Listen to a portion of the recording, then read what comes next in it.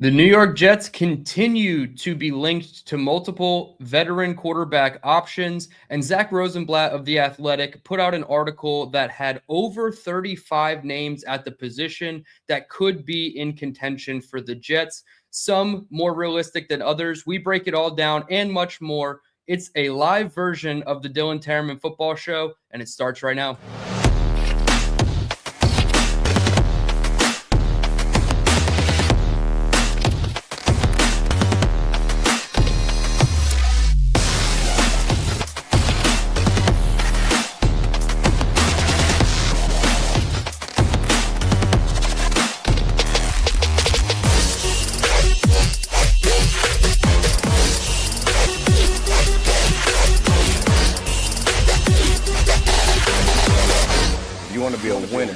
Not only have to understand how to win, but to understand how to consistently win.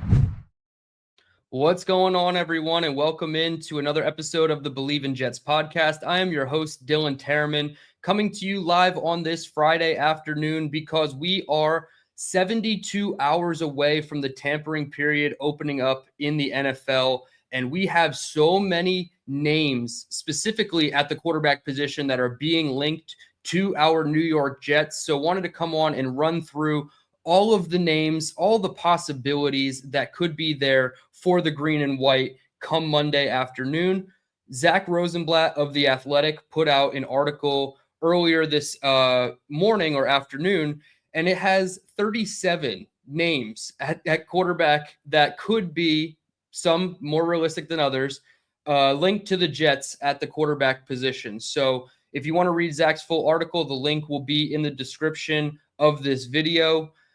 Starting off with the first tier of quarterbacks, and they go from least likely to most likely. He has the probably not happening bucket of quarterbacks, and that features Aaron Rodgers, Zach Wilson, and Russell Wilson, who are all currently free agents, not with an organization in the NFL. Assumed Aaron Rodgers is going to go back to Pittsburgh to play for Mike McCarthy and rejoin his former head coach from Green Bay. Zach Wilson, absolutely not, no thank you. And Russell Wilson, again, absolutely not, no thank you. So he says probably not happening, but obviously we know that it's probably a between 0 and 1% chance that those would even be in contention anyway. The next bucket of quarterbacks he says he's fairly certain will not be on the Jets in 2026. That includes Fernando Mendoza, the assumed first overall pick of the Las Vegas Raiders in a month and a half from now. Justin Fields, who was the Jets quarterback last year, obviously, who is going to be a post-June 1 cut designation. I can't emphasize that enough. Justin Fields will not be on this roster in any capacity, nowhere near our quarterback room in 2026. I doubt Darren Muji is able to trade him for even a 6th or 7th round pick, conditional, right? If the Eagles move off Tanner McKee and they want a backup who fits stylistically to what Jalen Hurts already does for the team, maybe they look at Justin Fields. I highly doubt it, though. So Fields to be released in the near future for the Jets. Jameis Winston, the current backup for the New York Giants. It makes sense for Jameis Winston to stay put, be the backup for Jackson Dart. Jackson Dart takes numerous trips to the blue tent, whether it's a concussion or other small injuries. So Jameis Winston's services will certainly be called upon for the New York Giants in some capacity. And then Daniel Jones of the Indianapolis Colts, they obviously gave him the tag the other day. So I don't think Daniel Jones was even an option for the Jets anyway. So I'm glad that they're not swimming in those waters. The next bucket of quarterbacks are rookie prospects that could go in anywhere from rounds 1 to 4. And Zach says that he would be surprised if any of them are starting in week 1. Now, if any of these guys are on the Jets roster, there is a chance that they play more than just in the preseason, right? Can they play by the end of November, December, and early January to get 6-8 games under their belt before heading into the 2027 class where they know they have 3 first-round selections and could take a quarterback? So those 4 rookie prospects are Ty Simpson of Alabama, who you'd probably have to take at 16 overall. You can get super lucky and hope that he's there at 33, or you could possibly trade back into round 1, get the 5th-year option on Ty, and have 3 total first-round picks made this year. Garrett Nussmeier of LSU, I think he's probably a round 3 to 4 guy, in my opinion. I wouldn't take him at 33. I would not take him at 44. But the Jets don't pick from 44. They don't pick again until 103. So is Garrett Nussmeier even going to be there in the 4th round? I doubt it. He's probably going to be selected in the top 100 if I had to guess. But I do think his talent and his body of work says early day 3, like mid to early 4th round, in my opinion. The next 2 names are Drew Aller of Penn State. Again, I think he's a day 3 prospect, mid to late 4th round. He had the ankle injury. He has some, attributes and traits that you like at the quarterback position, but I don't think ultimately he should be in contention. And then my least favorite of the 4 options here by Rosenblatt, Carson Beck of Miami. I get it. He has a long history of collegiate starts both at Georgia and Miami. Quite frankly, if he came out of college between going to Georgia and Miami, like if he just skipped that process and just came straight out from Georgia, I think he'd have a higher chance of being selected in the top 100. He goes to Miami. He leads them to the national championship. They obviously don't win it against Indiana and the Hoosiers, but to me, Carson Beck, ever since the shoulder injury, doesn't necessarily scream starter in the NFL. So I don't really love it. He has some leadership issues as well that don't get talked about as much, but he's thrown wide receivers under the bus at the podium before. And we've seen that play out with Aaron Rodgers before, right? The red line with Mike Williams and everything like that. But I don't know. I don't really love Carson Beck. And if he was the comp 4th round pick at 133rd overall, I wouldn't love it. Now, could you convince me at their compensatory 5th round pick, which is 179, to take Carson Beck? Sure. Then bring him on as quarterback 3. I'm sure he'll beat out Brady Cook, their UDFA from last year, as quarterback 3 going into the season. And he will any of these quarterbacks are going to have to play. We're the New York Jets. You suit up at quarterback regardless if you want to or not, regardless if the team wants you to or not. We've seen on average 2.5 quarterbacks start for the Jets over the last 7 seasons, except for the 2024 season where Rodgers played all 17 games. And quite frankly, he should have been sat down after the Denver and Minnesota games. He should have been benched for a couple weeks to get completely healthy to give you a better chance at a run at the playoffs. Obviously, he didn't sit and didn't rest, and he tried to play through the injuries, and that didn't work either. So we're going to see any of these quarterbacks play no matter what. The next bucket of quarterbacks, he says, are young potential additions that could be added but don't inspire much confidence. Those are Joe Milton III of the Cowboys currently, and they had to trade a pick to get Joe Milton. So do they want to turn around and trade him for another pick? Perhaps. They obviously have their long-term starter in Dak Prescott figured out. I'm not in love with Joe Milton. I wasn't in love during the process of him coming out of college before the trade happened. I know there was rumors where Jets fans wanted him back then. I just don't want to see it. Honestly, I think there's so many better options out there. So we'll stay away from Joe Milton. Jalen Milroe from Seattle, the backup to obviously Sam Darnold, former Jets quarterback. It's no matter what, all these quarterbacks have ties to the Jets somehow. Jalen Milroe to me was somebody that I was intrigued by coming out of the draft process last year. I didn't think he was worthy of a top 2 round pick. I think he went in the 3rd or 4th round, if I'm not mistaken.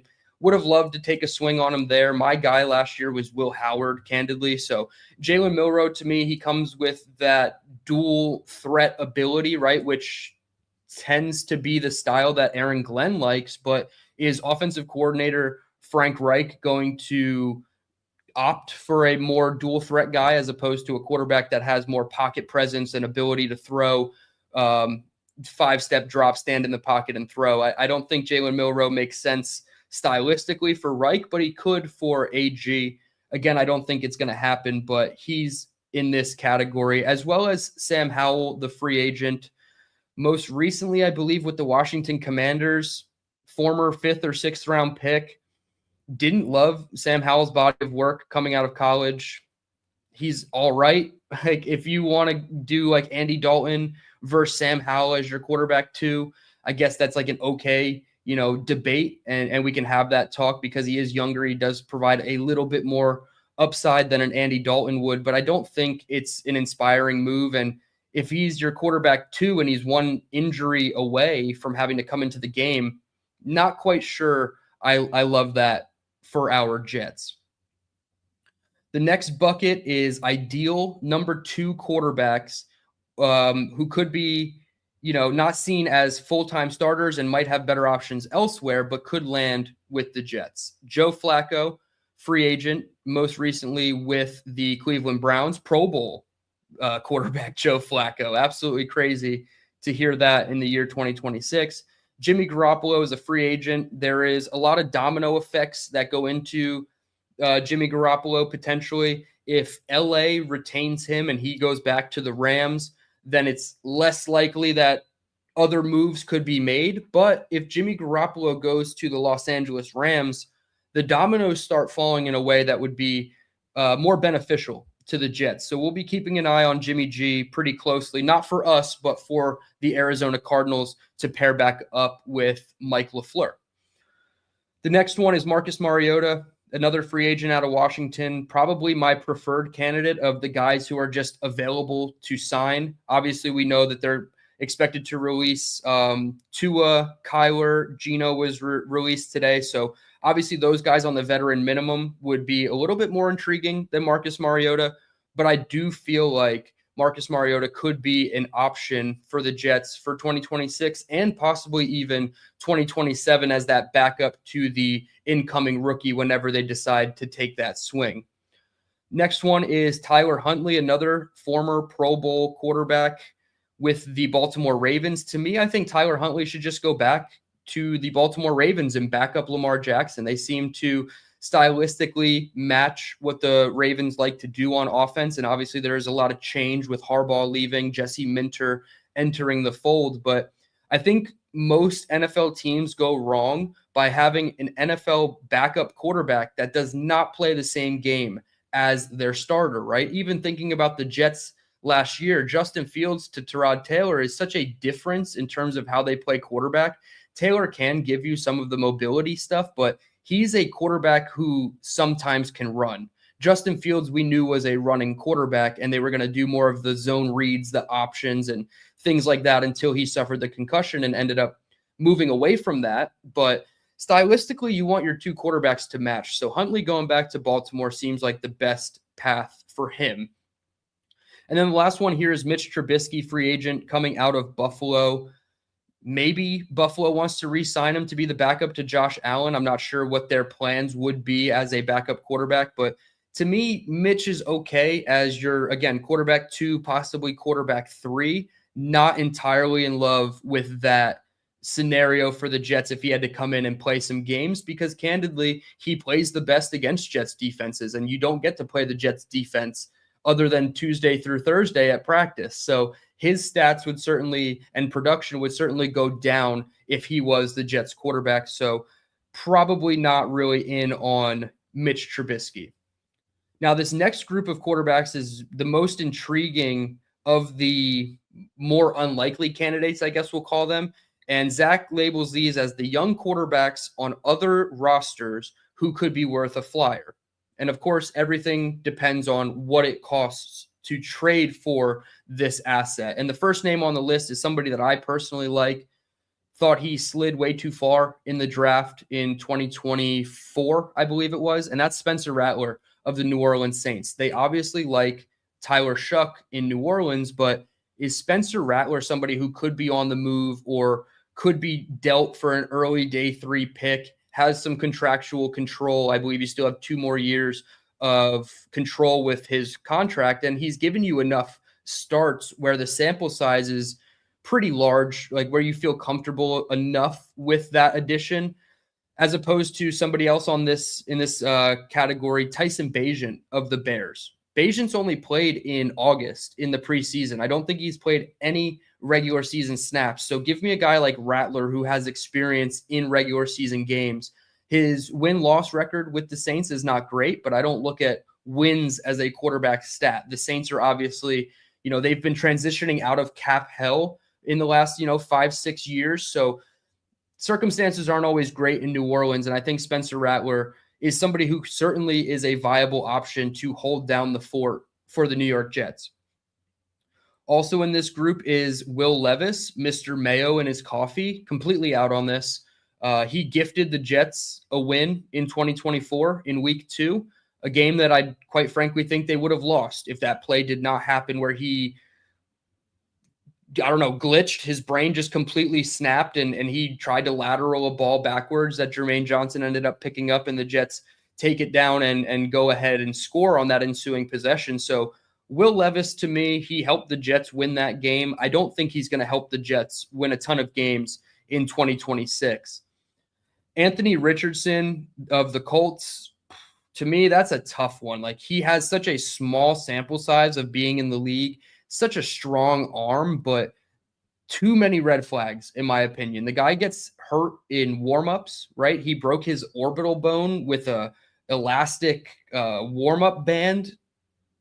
Who does that? Like, that's just crazy to me. Like, the circumstances around Anthony Richardson are not all his fault, but at the same time, it's like, dude, ever since you tapped out and took yourself out of the game in Indianapolis, I've just been pretty out on that. Quarterbacks should not do that. That's not how a quarterback should conduct himself.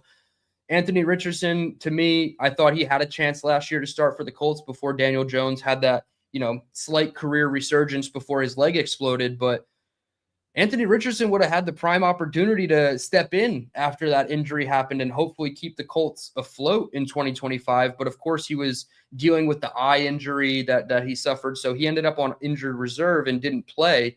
So I'm pretty out on Anthony Richardson, if I'm just being honest. And then the last one in this category is Davis Mills of the Texans.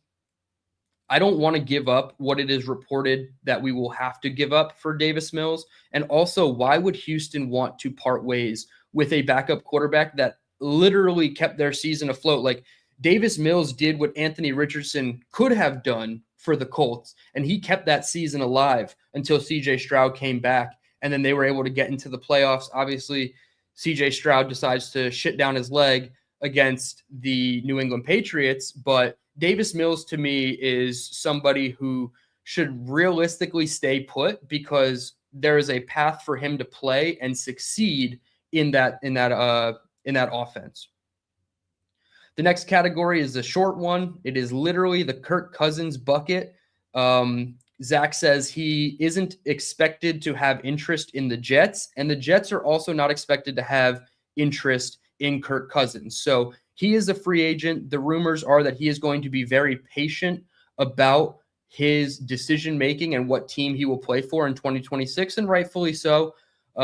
It's no secret that Kirk Cousins is going into the Pro Football Business Hall of Fame in terms of the way he's able to get these lucrative contracts one after another. I don't think the Jets want to be taken for a ride with Kirk Cousins and be used as leverage again. So I think Kirk Cousins, while he was one of my favorite options for the Jets going into this year, if it's just not a match that's ready to be made, then so be it, right? Kirk Cousins can go win somebody else 7 games, and they can have the 17th pick in the draft, not make the playoffs, and then Kirk Cousins can ride off into the sunset with his billions of dollars that he's made in his career. So Kirk Cousins, I was certainly in on and would still be in on, but I don't want it to come with all the pomp and circumstance that comes with Kirk Cousins. Now, getting into some more important parts of the list, as Zach says, the contenders. There are 12 quarterbacks who could reasonably be the Jets starter next year. 3 unlikely contenders, but still need to be talked about in this mix. Malik Willis, free agent from the Green Bay Packers. My eyes for Malik Willis are on the Arizona Cardinals and the Miami Dolphins. 2 very likely landing spots for him. Obviously, the LaFleur connection with Mike and Matt going to Arizona, and then Miami because they just moved off of Tua Tagovailoa, Jeff Hafley, former Packers defensive coordinator, is now the head coach in Miami. So there's a lot of connections around the league for Willis to be had elsewhere other than the Jets. And I do feel like he's going to command a contract that's closer to the Sam Darnold $33 million AAV as opposed to the $20 million Justin Fields contract. I would love to give Malik Willis the Justin Fields contract and say, here's 2 for 40, even 3 for 60, and front load it, do the opposite of what they should have done with the Fields contract, in my opinion. But I think Malik Willis is going to have a pretty strong market elsewhere, and I don't know if the Jets want to get into a bidding war and have to pay the Jets tax against teams like the Cardinals and the Dolphins, although I do think of those 3 landing spot destinations, you can argue and probably make a very good case that the Jets are the best destination as opposed to the Cardinals, as opposed to the Miami Dolphins. So Malik Willis is going to be the talk of the town in free agency, right? So we'll see what happens with him, but I don't think it's necessarily going to be with the Jets. The next unlikely member of this group is McCorkle Jones of the 49ers. And much like Davis Mills had to come in last year when Brock Purdy, their starter, went down with an injury, kept their season afloat, probably better than Davis Mills did, if we're just being honest. And the 49ers win 12 games and go to the playoffs. So I don't know. Why would you want to move on from Mac Jones if you are the San Francisco 49ers? The trade is not going to be cheap. We kind of discussed 4th-round picks for a lot of these other trade candidates like Davis Mills. I think that price tag for Mac Jones is going to be way closer to a mid to top of 2nd-round pick, and I am not giving up pick 44 for Mac Jones, quite frankly. Like, I would just draft Ty Simpson at 16, let Mac Jones go punch somebody else in the dick somewhere else, because he is the most easy person to not root for. And he plays quarterback. Like, everybody wants to root for the quarterback. Mac Jones, after the play and his childish antics, stepping on people, trying to punch people, we're good. I'm good on it. I don't need Mac Jones here, and I certainly don't want to give up a top 50 asset. Yeah, there's a small chance that Mac Jones can be the guy. I don't want to take that chance if I'm the New York Jets. And then the last one, Tanner McKee, another one who reportedly could be had for a day 3 pick. No. Nick Sirianni, Howie Roseman, these guys are smart businessmen. Like, they're not going to move off of an asset for no reason that they love, right? So they're going to have to be kind of blown away to move off of Tanner McKee. Now, does somebody else come in and swoop up Tanner McKee? That's completely fine. Then you see the path for Justin Fields to go there, like we talked about before. I don't know, man. 6'6", 231 pounds. He's the typical size of a Frank Reich quarterback. That's all well and good. I feel like we need to see more of a sample size from Tanner McKee before we can really say, hey, that's the guy I want to, risk my career on if I'm Aaron Glenn. Candidly, like, Aaron Glenn's going to go down swinging with Tanner McKee and say, well, I never got my real shot at quarterback, but now I'm fired because Justin Fields was ass and Tanner McKee was a complete, mirage, right? You see water at the other side of the desert, and by the time you get there, it's just sand. That to me is Tanner McKee. So not really about the McKee lifestyle, and I definitely don't want to trade a premium asset for it.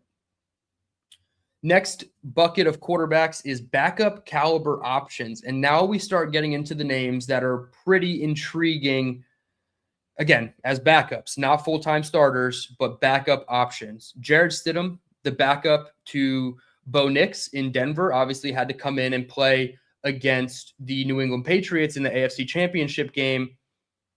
If Sean Payton decided to kick that field goal in the first half and not go for it in the red zone before that blizzard happened in Denver and they couldn't score any points in the second half, I think Jarrett Stidham was playing in the Super Bowl, quite frankly. So, yeah, I mean, could we Stiddy up in New York? Sure. That'd be all well and good as a backup-only option. Please don't go anywhere near him as a potential starter or full-time starter. And it seems like the money attached to him is significantly lower than I thought. He's only owed 5.9 as a base salary, and $2 million of that is guaranteed. So you're really not making a huge financial commitment to Jarrett Stidham, but you would have to trade for him. So again, what are you giving up to bring in a quarterback 2? Next one on this list is my favorite to be quarterback 2 for the Jets, Tyrod Taylor. He's set to be a free agent, pretty much loved in the Jets locker room. There is mutual interest. I've read reports that Taylor would like to come back to the Jets. I think the Jets would like to bring him back. Obviously, it didn't seem like they were in such a rush to play him last year. They kind of went right from Justin Fields, skipped over to Tyrod Taylor a little bit, and then went to the Brady Cook tank. So can Tyrod come in and be that guy who, say you go get a starter, and we'll not name names, but you get a starting quarterback, you have Taylor as your quarterback 2, and then you have a rookie as your quarterback 3. Can that combination of QB1 and Taylor get you 7.5 starts, 7.5 games played, and then you bring that rookie in for the last 8.5 games of the season, let the chips fall where they may, and then we're marching for Arch in 27, or we're in love with Dante even more than we were this year. So I think Taylor is the most likely option to be the quarterback 2 for the Jets, and I think it's a path that they should go down. Next name is Andy Dalton of the Carolina Panthers. Obviously, the Frank Reich connection from when he was the head coach of the Panthers in 2023 for half a season. There was the instance where Bryce Young was sat down. Andy Dalton comes in, and Frank Reich has him throw over 50 times in a football game. I believe he put up over 350, possibly even 400 yards in that matchup. And Frank Reich basically looked at ownership and was like, see, this is what my offense can look like with a competent quarterback. So Andy Dalton, if you peel off a 6th-round pick, again, just like Stidham, $3.9 million base salary, $2 million guaranteed. So the financial commitment, again, is so low with Andy Dalton. I don't love giving up a day 3 pick for a quarterback who's probably going to play less than 4 games for you. But Andy Dalton, given the crossover and the history with Frank Reich, I like it much more than the next name who we're going to get into, who also has familiarity with Frank. And that is Carson Wentz, current free agent, spent time in Minnesota last year until his arm exploded against the Los Angeles Chargers, was never really right since. And Connor Hughes of SNY reported today that, quote, nobody loves Carson more than Reich. That scares the shit out of me, to be completely honest with you guys. I want pretty much nothing to do with Carson Wentz. There's been reports before where he's kind of pushed his faith onto teammates and they didn't really appreciate that. There's some leadership concerns there as well. My guy Ian from Jet Central, who's going to join me on Sunday, he talked about how Kyler Murray gets all these leadership question marks and red flags, and Carson Wentz doesn't get the same thing when players have publicly said, we don't like Carson Wentz as our quarterback and we don't think he's great in the locker room. I mean, something's not adding up here. Like, I would take Kyler over Carson, even if they were both considered, quote, cancers for the locker room. I'm cool on Carson Wentz completely. I think that the report from Hughes got a lot of Jets fans stirred up, and rightfully so. I think Connor Hughes has been fairly wrong about a lot of things this offseason. He's gotten some information correct, right? So could this just be a Wink Martindale 2.0 where he's just getting fed information and he ends up being wrong about Carson Wentz as well? So we'll see what happens, but I wouldn't even entertain Wentz as quarterback 2. The next bucket here is the making more sense. This next group of 3 are veterans who make varying degrees of sense. So obviously there's some that will make more sense than others. The first one, Kyler Murray of the Arizona Cardinals, was just informed that they will be releasing him. So very intriguing because he comes on the vet minimum. This is the Russell Wilson situation over again. The Jets or another team that's going to land Kyler is not going to pay him anything more because that only helps out the Arizona Cardinals. So we'll see. It seems like he's not a ton interested in the Jets, or the reports are that there's not necessarily a match there, but I would like Kyler Murray. Of all the options out there, Kyler to me makes the most sense when you figure the financial commitment, the upside, the age, the talent, and, level of play that he has shown throughout his NFL career. It's not consistent, of course, and he needs to stay healthy, but Kyler Murray to me is my number one option almost by a wide margin if Kirk Cousins truly is not in the cards for the Jets. Now, Hughes and I believe Zach Rosenblatt both were reporting that they think Kyler Murray is going to go to Minnesota. It makes a ton of sense for Kyler, right? Don't necessarily force yourself back into a starting role. Be the backup or competing to be the starter with J.J. McCarthy, a competition that I candidly think he will win pretty easily over J.J. McCarthy. And then you have one of the best offensive minds in the sport in Kevin O'Connell leading your, career resurgence or quarterback rehab. Oh, by the way, they also have Brian Flores on the defensive side of the ball who will probably get his unit to turn the ball over and help you in short field situations. So Kyler Murray, to me, all eyes seem to be on Minnesota with him, but hopefully the Jets are at least sniffing around the possibility of that one. This next name, I'm completely off. You guys know I do not like Derek Carr whatsoever. I don't want Derek Carr off the couch. I didn't want him in 2023. And it felt like when we were arguing about Aaron Rodgers or Derek Carr, I cannot believe that there were fans who actually thought Derek would be a better option than four-time MVP Aaron Rodgers. Made no sense to me. Still makes no sense to me, makes even less sense to me to bring him off the couch. I don't care what him and his brother talked about on the podcast, whatever that redacted team's name was. Could be the Jets, could be the Nets. I don't give a shit. I don't want Derek Carr on my team whatsoever. The antics around him are very sus, as the kids say. I'm just not a fan. The only thing I like about Derek Carr is that he is a supposedly good golfer. So Derek Carr, to me, keep your shoulder injury away from our team because we know exactly what would happen if we had him on the MetLife turf in the cold, in the windy Northeast in MetLife. It's just not going to work out. And it doesn't seem like, quite frankly, the league as a whole is interested in Derek Carr. He's 34 years old, suffered a ton of injuries in his final season, just spent a year away from the sport. So keep doing your podcast with Big Bro. We'll be good over here as Jets fans if we don't have Derek Carr in the fold. And then the next one, Tua Tagovailoa from the Miami Dolphins. The Jets have been doing their homework on Tua Tagovailoa. Obviously, they should be doing their homework on everybody. That's the due diligence button, right? That's that meme, the guy slapping the blue button. Like, that's all this sounds like with Tua. Same reasons with Derek Carr. I don't love the arm talent. I don't love him playing in the MetLife cold. He does not thrive in under 45-degree weather. And we know what New Jersey weather is like around Halloween and after that. Like, it's not conducive for Tua's success. So the only thing that's positive about Tua is he would come on a very minimum deal.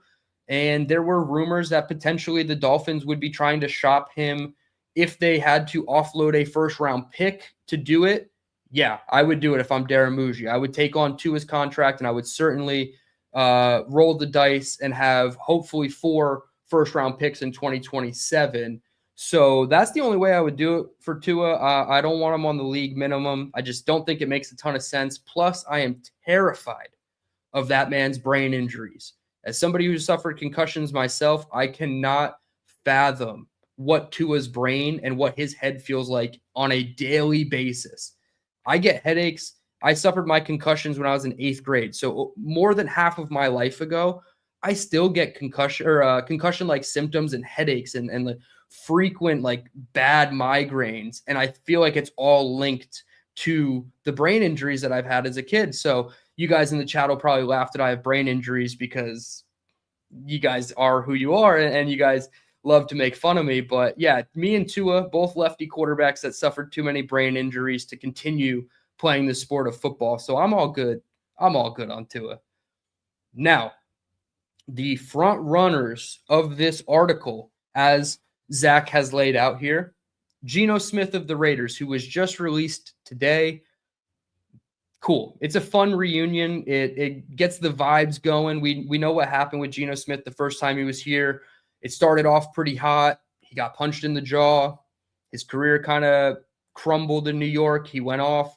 I believe he went to Seattle, New York. There were a couple other teams that he ends up in Las Vegas last year, but he's thrown 30-plus interceptions over the last 2 seasons. So I'm not keen on Geno Smith coming in here and being the guy. Again, vet minimum deal for him because he was cut. Again, you're not going to help the Raiders by giving him a more lucrative contract, but to me, this is the player where I'm looking at the Minnesota Vikings more so than Kyler Murray because same reason. I think Geno Smith can beat out J.J. McCarthy, but also Geno Smith could lose that job midseason to J.J. McCarthy based on his performance level. Like Kyler Murray, to me, I think he can be a starter in the NFL, given health, obviously. I think the prospects of Geno Smith playing a full season healthy is better than Kyler, but playing a full season because of performance is not as likely. So if the Vikings want to get a look at J.J. McCarthy in 2026, which I think they should, because you want to have a more definitive answer before you have to take another swing in the draft at quarterback, Geno Smith, to me, feels like the guy that should go to Minnesota. Obviously, the circumstances around Geno Smith last year were not good at all. Chip Kelly got fired halfway through the season. They ended up one and dunning Pete Carroll. Crazy enough, Jets fans wanted Pete Carroll more than Aaron Glenn, and then Pete Carroll suffered the fate that many Jets fans wanted for Aaron Glenn anyway, being one and done. But Pete Carroll bringing in his son as the offensive line coach, and then Ashton Genty reportedly having to watch film with John Spytek, their general manager. It's just so confusing, the things that were coming out of Vegas last year. And this is the situation that rookie Fernando Mendoza is going to be entering. And I get it. Tom Brady's there. He's a minority owner. Woohoo. That's fantastic. Like, he's not in the day-to-day operations of the football program. He is going to have influence on the decision at quarterback. And it seems like Diana Rossini was reporting this, so take it with a grain of salt if you want. The Raiders don't want Fernando Mendoza as their week 1 starter. They want a veteran in front of Mendoza, and they want to slowly ease Fernando into the NFL game. So we'll see exactly what the Raiders do at the number 1 overall pick, but they are moving on from Geno. It's pretty likely that Geno is going to be the Jets quarterback. Again, I don't love it. Whatever, you're probably going to have to bring in 2 veteran options anyway. It's been reported 2 veterans and a rookie in the quarterback room for the Jets. So if Geno was one of them and you're competing with, Marcus Mariota to be the starter, okay, we can probably do worse for the Jets. And then the last name here, which I've heard a ton of buzz about, I think this one makes the absolute most sense. You would have to trade for him, but again, if Jimmy Garoppolo leaves LA and pairs back up with Mike LaFleur, who supposedly loves Jimmy Garoppolo, like they're pretty simpatico, the 2 of those guys. If Garoppolo lands in Arizona's already moved off of Kyler. They would like to get a nice day 3 pick for Jacoby Brissett. What is a nice day 3 pick? Is that 103rd overall? Because I'm not doing that for Jacoby. Is it 133rd overall, the new compensatory pick that the Jets got? Thank you, DJ Reed. That sounds more enticing, right? Pick 133 or pick 179. You peel that off, give it to Arizona, and you get Jacoby Brissett, who has familiarity with Frank Reich from their time in Indianapolis. He is the adopted son of Bill Parcells, according to the reports. There's a immense love there. So if Bill Parcells has the stamp of approval on him, Aaron Glenn's going to have the stamp of approval as well on a guy like Jacoby Brissett. And despite the win-loss record, again, wins to me are not a quarterback stat. He went 1-11 with the Arizona Cardinals after Kyler went down last year. I think Brissett can hold down the fort. I don't love it, and I don't love any of these options, quite frankly, because I want to win games as a Jets fan. I want Aaron Glenn to win enough games where he comes back in 2027. Not because I think Aaron Glenn is a Hall of Fame caliber coach for the Jets. I just want the Jets to win games. That's all I care about. So Jacoby Brissett, I think he can do okay here. But again, you're going to have to bring in another veteran option to either compete or be the immediate backup. And then you have that transition to your quarterback 3, who is most likely going to be a rookie, whether it's Ty, Nuss, Drew, or Carson, like we talked about before. So Jacoby Brissett, Geno Smith seem to be the most likely options.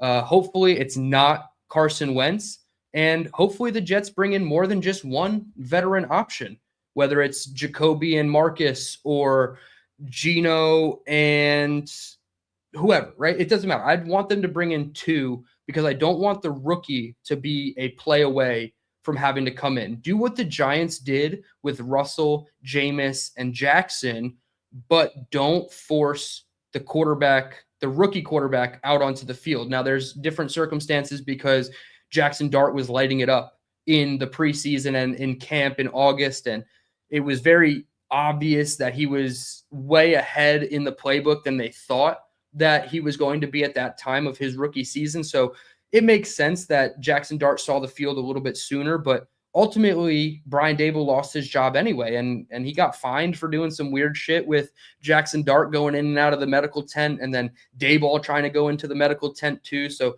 just a weird relationship there, and it ended up costing Daboll his job anyway. So I'm not in a rush to play the rookie quarterback, but we do know that the Jets are going to play every quarterback in that room at some point in their season. With that, I will turn it over to you guys in the chat. I see 159 of you in the room. Thank you all so much for tuning in on this Friday afternoon. Please hit the like button, subscribe if you're new. We are on the road to 2K subs, as you see down here. We're approaching 1,750 subs, so almost 250 away. I'm going to have to start brainstorming some ideas with you guys on what type of prize you would love to do in a raffle giveaway. We're going to have that giveaway when we reach the 2,000 sub mark. So really excited about that and everything that's coming up on the channel. So with that, I'll turn it over to you guys. And first, I have to start with my guy, Nick Shine, the Nick Shine Show. He says, hey, everyone, working and listening. Thank you for tuning in while you are at work, and congrats again on your day job or your shift to day job. He said, just wanted to say hello, me and DT tonight at 9 o'clock. Yes, please tune in, Nick and I at 9 o'clock. Nick at night, Shine time on prime time, whatever you want to call it. We will be doing a mock draft episode where we're going to have a ton of fun, and it's not going to go 2.5 hours like it did last week, Nick. I'm letting you know now. I got work early tomorrow morning, and I didn't sleep after our last episode because I was so fired up about kicking your ass in the dueling mock drafts. All right, let's see what else we got. Jets Johnny says, Mendoza, you've been a spreader of this propaganda that Mendoza is mid. I don't think he's mid. He's the best quarterback in the class, but I don't think there was an article put out the other day by ESPN ranking him compared to other quarterbacks with first-round grades, and all of a sudden he was higher than Cam Ward, where last year Cam Ward was way higher on the list. So I just don't understand where these thoughts about quarterback rankings come in with some of these analysts at the top, whether it's NFL Network or ESPN, but I don't remember one single person saying Cam Ward was as low as he was entering last year's draft, and now Mendoza's higher than him. To me, I don't think Mendoza's better than Cam Ward. They're both deserving of the first overall pick. They're very different players, but I don't think Mendoza's mid, and I think the gap between him and Ty Simpson is a lot closer than people realize. Jets Johnny follows up and says, chill with the Carson hate. Dude, he does it to himself, man. He looks like the third island boy. Like, I don't want it. I just don't want it. I don't want it for the Jets. He should have come out after his time in Georgia, and it probably would have benefited him a little bit more. But after that shoulder injury, man, I'm scared.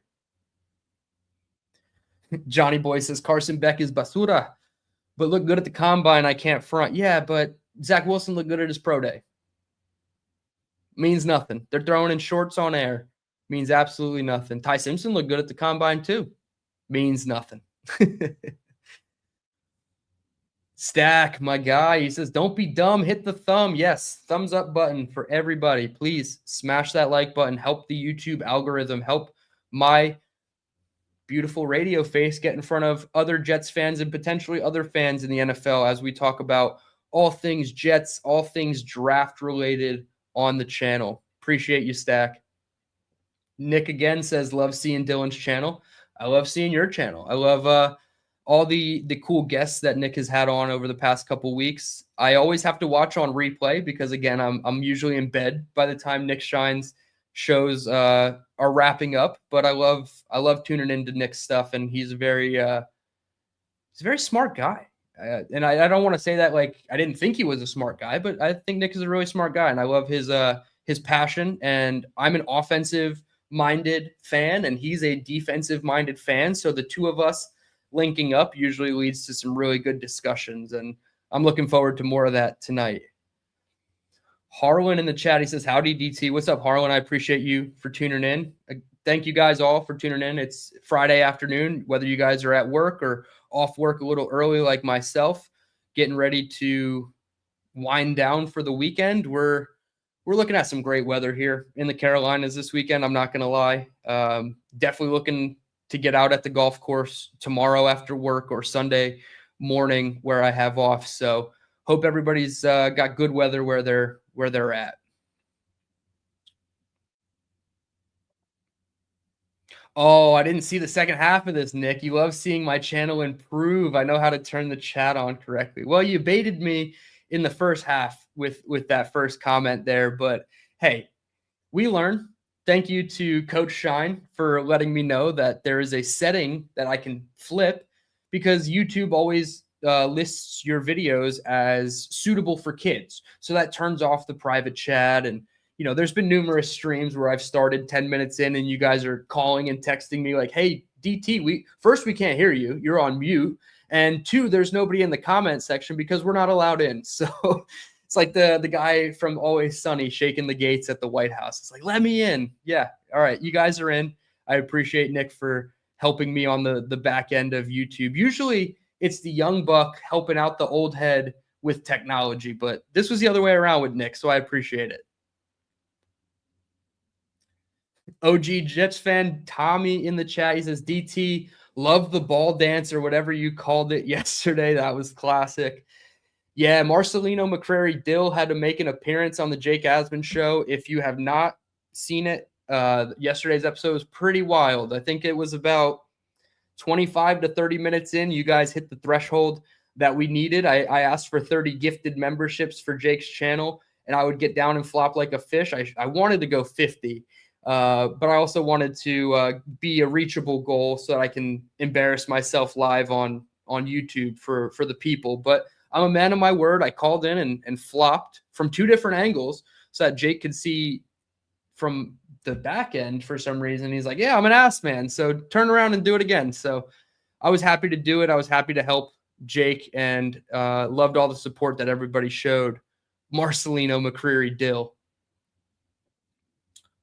Johnny Boy says, "I don't mind Mariota." Yeah, I don't either. He's definitely in like the top 3 to 5 of my, preferred choices. It's like Kirk Cousins, Kyler Murray, Jacoby Brissett, Marcus Mariota, probably Geno Smith. That would be my top 5. Not in that specific order, but I do think the hate, like you're saying here on Marcus, is a little overblown. He's solid. Like, he's not great, but to quote our guy, Buffalo Jet fan, we're choosing our mid for the second straight season, which nobody loves to do, but the options are pretty mediocre to awful. And if you can at least come away with one mediocre guy with potential, then I feel like that's a win for the Jets. The Freedom House 1984 says, "I want nothing to do with Tua." Yeah, I don't either. And I only wanted Tua on the stipulation that the Jets were taking on the contract and receiving a 2027 first round pick. So I think the Dolphins are ending up going to have to just straight up release him, and they'll be starting new at quarterback. But yeah, I don't think the Jets should be. Now, if the Jets relocated to a warm weather team in the South, then sure, Tua would make more sense, but not MetLife in an open stadium where the winds are always whipping after Halloween. Johnny Boy says, "Levis, make it happen." I gotta be sold on Will Levis by the people. Unfortunately, we're not doing our call-in show until next week, so we'll probably have the majority of the news in terms of who the quarterback is actually going to be. But I would have to be sold pretty hard on Will Levis. I just don't love it. for the Jets. Chris B, what's up, man? I appreciate you hopping in. He says, our Jets OC Frank Reich has notable ties, not notable toes. Only Nick Shine has notable toes. Notable ties and relationships with quarterbacks linked to our Jets team. We will see with our Jets quarterback situation. Yeah, it's going to be a lot of Reich influence on the quarterback decision. Bill Musgrave will also be involved. That is the new quarterbacks coach. Speaking of quarterback coaches, former Jets quarterback coach Charles London just was hired by the New England Patriots. So Charles London gets a bit of a glow up going from the basement to the attic in the AFC East. But yeah, I think Reich is going to have a heavy influence on what the Jets do here. 150 you guys in the room, please hit the like button. Subscribe if you are new to the channel. I certainly appreciate it. Talking all things Jets quarterback options in free agency. Our guy DKB in the chat. What's up, man? I appreciate you hopping in here. We are going to have to collab soon. I know we touched base a couple months back, but we will certainly have to collab on something this offseason, man. I've been loving the content you put out. Follow DKB and his YouTube channel. Let's see what else we got. Rock Nest Monster, a.k.a. Jets Jesus, a.k.a. the guy who makes the beautiful graphics for this show. I don't think they'll trade Mills. They need him. Yeah, exactly. 100% agree with you. Just like Mac Jones, and I think there was another name in there that we talked about, but they kept their seasons afloat for their teams. So, like, the Texans would almost be stupid to move off Davis Mills, in my opinion. DKB says, everyone needs backups right now. Our selling point has to be the O-line that won't get you killed right now. Yeah, that is, to me, the differentiator over most of these other quarterback-needy teams, whether they're looking for a starter, looking for a backup. I really think the Jets provide a set of circumstances that is not awful compared to years past. Like, I don't think it's the same old Jets from a free agent perspective. Why would anybody want to come here? This offense is trash. I don't think so. And I think if you figure out what you're doing at left guard, right? They're looking around the second and third tier options at interior offensive linemen. That's completely fine with me. It doesn't seem like they're going to bring back Simpson or AVT, but you get that offensive line squared away. You have Garrett Wilson, Breece Hall, Mason Taylor, A.D. Mitchell. You have a strong supporting cast for a quarterback to come in, whether it's a backup or a starter here. So, yeah, I think the Jets can use that as their sales pitch for a lot of these quarterbacks.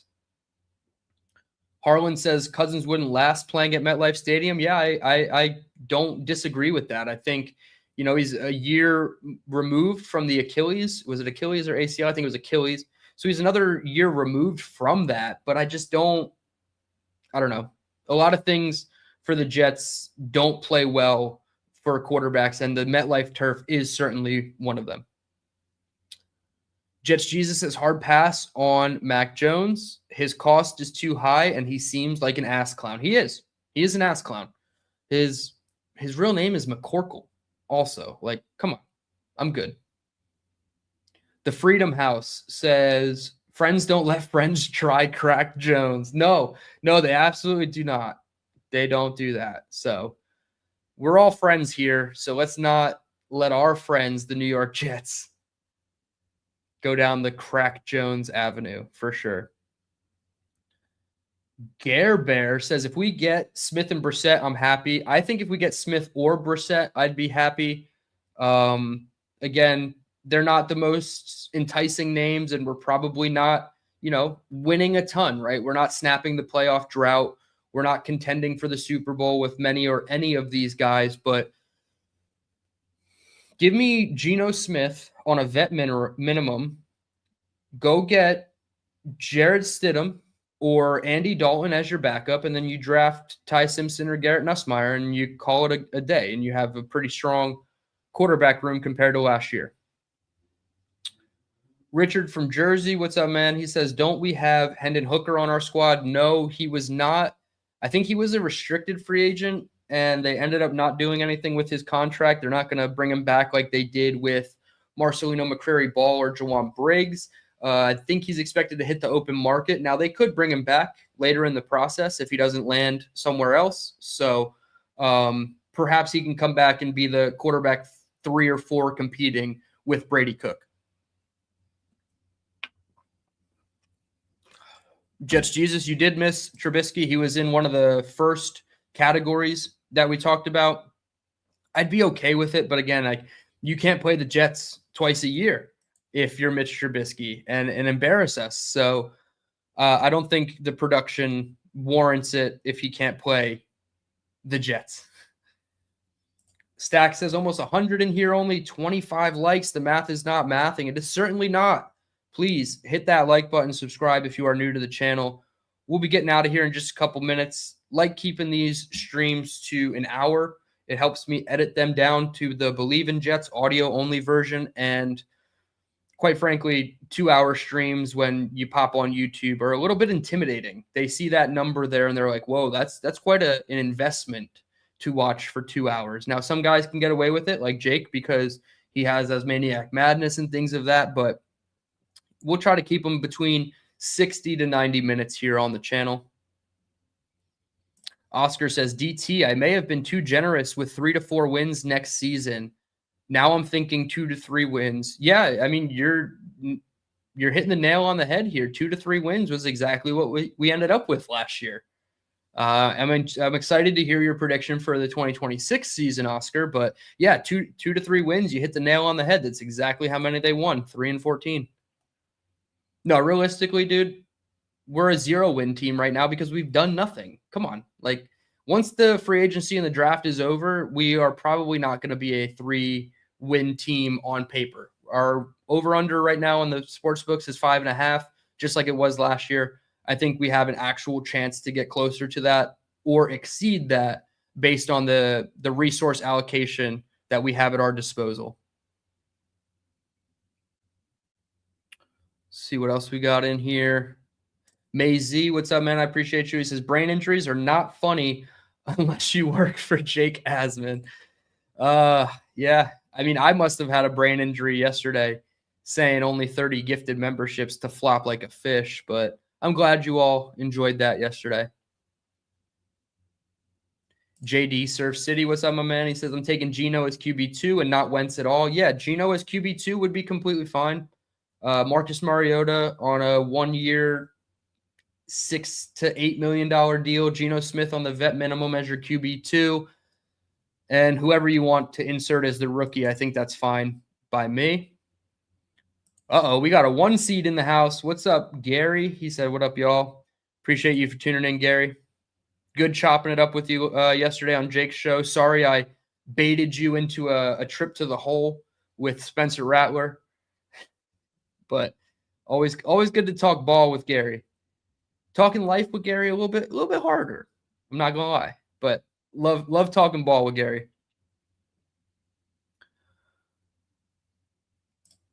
JD says Jets didn't talk to Geno as QB1. No way. I hope not. I hope that whoever they're talking to, they're saying, hey, you're gonna come in, compete, and if you win the job, great. If you don't, you're just gonna be the backup. Take it or leave it, and don't cater to these guys like you did last year with Fields and come in and say, we're going to have competition everywhere, and then Justin Fields gets signed to $30 million guaranteed, and there's no competition whatsoever. So, yeah, definitely do it differently than how you did it last year. Oscar says, DT, would you consider trading a 4th for Jameis? I would give them the comp 4th, 133. Now, they have no reason to move off of Jameis. They're not in a position where they're just going to replace him with another veteran backup guy. There's mutual love between Jameis Winston and Jackson Dart, supposedly. So I don't know. I wouldn't think it's likely, but I would do it myself. Yeah. 4th round pick for Jameis. Hell yeah. M. Villette says Geno passed for 4,320 yards just 2 years ago and was a Pro Bowler in 22 and 23. How is he a quarterback 2?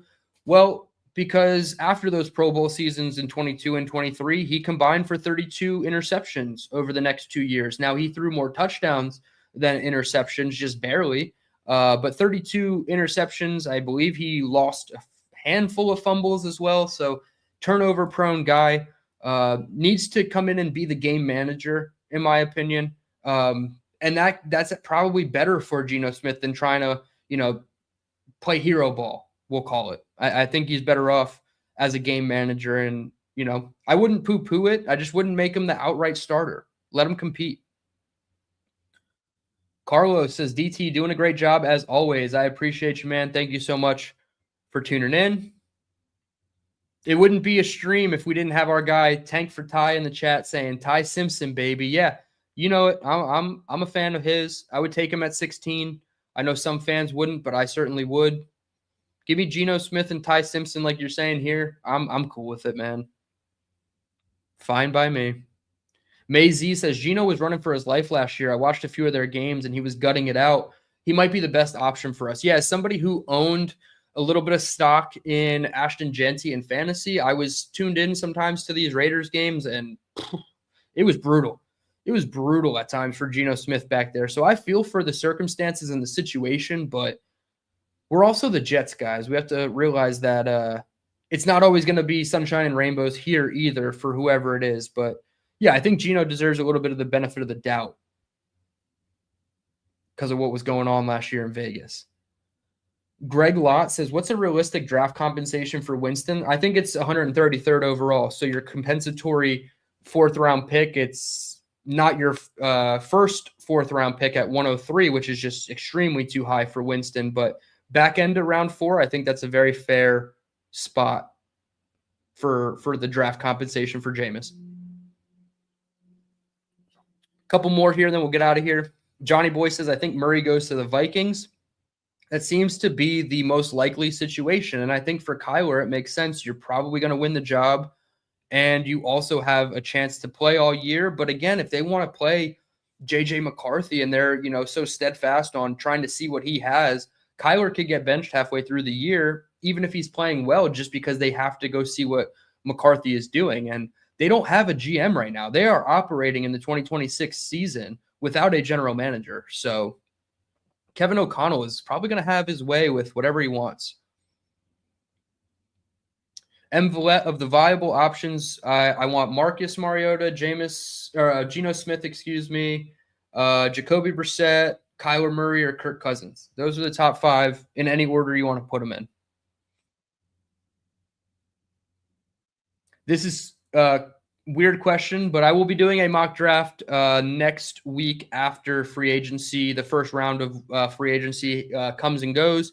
Once we have a couple more pieces in the roster in place, I want to do a mock draft, because right now you have to do a little bit of both. You have to do the mock draft, but you have to preface it by saying, oh, we did X, Y, Z, A, B, C in free agency. So as soon as we get a couple of those moves done, I will certainly be doing some mock drafts again. Mazy, I think a lot of people were excited to see my derriere yesterday. Somebody commented that I was wearing shorts because it was 75 degrees out, and that's shorts weather to me. So I think a lot of people were excited to see it.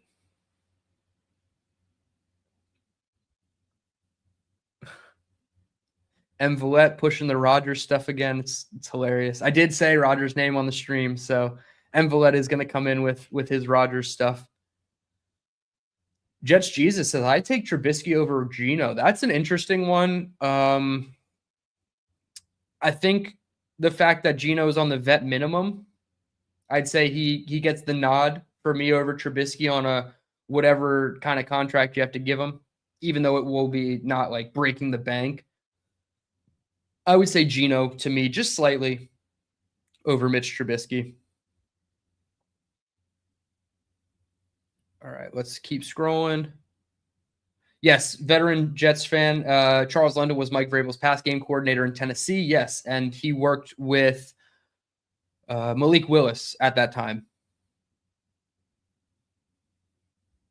Mazy, how about Spencer Rattler? Yes, I would trade, again, the compensatory fourth for Spencer Rattler, pick 133. Would I trade 103 for Rattler? Probably not, but if we're getting a pick back, like say we trade 103 and we get a 5th rounder back with Spencer Rattler, then yeah, I would do it. I like Spencer a lot. I thought he fell pretty far in the draft to 150 or 151, and I thought he was a little bit better than that.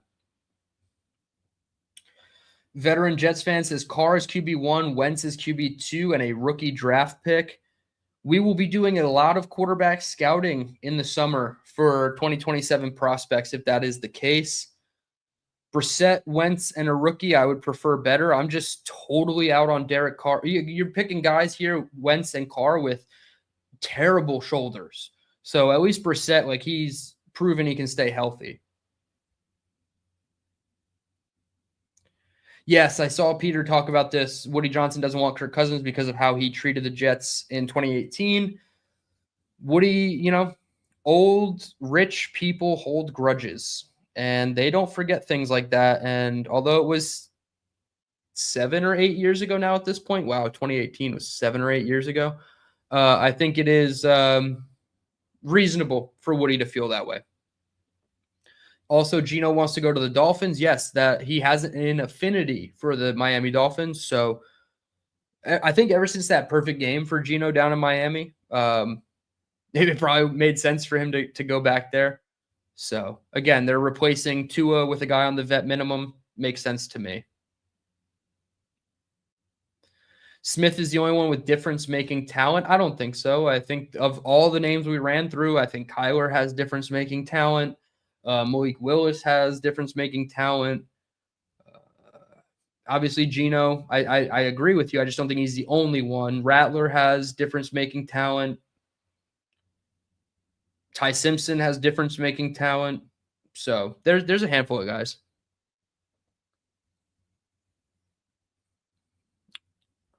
Adirondack Fly Guy, what's up, man? I appreciate you hopping in here.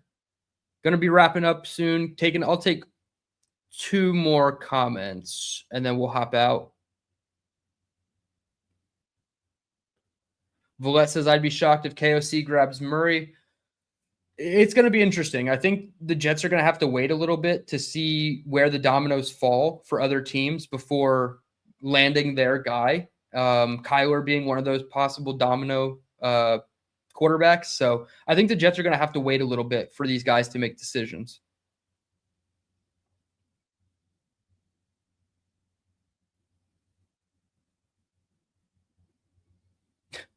Tommy says, I would take Don Bosco, Bergen Catholic, St. Joe's quarterbacks over anyone on our roster. Yeah, that's a tough one. I can't disagree with you too hard on that one, but what we had last year was lower than 32nd in the league. With that, I'm going to wrap it up. I hope everybody enjoys the rest of their Friday, has an excellent weekend. If there is breaking news or something to report about, I will be back, whether it's live or pre-recorded. So stay locked in to the Dylan Tereman YouTube channel. Appreciate everybody for tuning in to another episode of the Dylan Tereman Football Show. Check us out audio only on the Believe in Jets feed. That is BLEAV.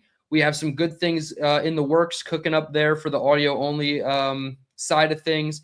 A potential weekly guest who we are going to be having on that show. So stay locked in to all things Dylan Tereman YouTube and Believe in Jets. Appreciate everybody for tuning in. Once again, hit the like button, subscribe if you're new.